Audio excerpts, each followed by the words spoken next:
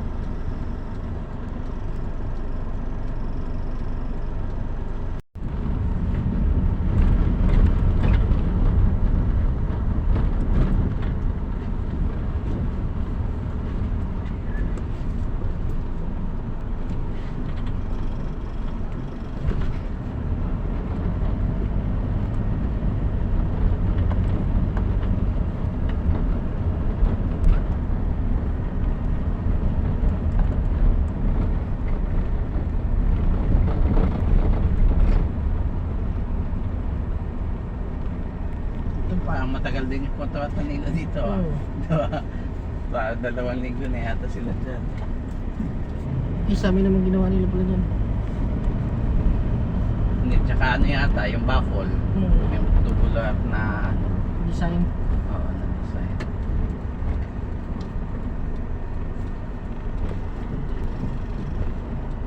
Ay yung sa atin pala, yung mga tubular natin doon, may mga iba may kalawang na. So pwede mo siyang i-cutting ng konti, tapos ano, yung pull it up, or kailangan tapalan mismo ng bakal na rin mismo, or kailangan palitan na yung buong isang mahaba. Hindi, portion lang naman ang may kalawang eh. Katulad dyan no, yung ano natin, yung bubong ba sa harap lang. Pinturahan lang yun. Eh, ano pa din yung tutuloy pa rin yung kalawang, di ba? Kailangan mo siyang bawasan. Kaya ano ng pulitop. O yung iba pinapolitap. Pulitop para di pasukin yung ano, tubig.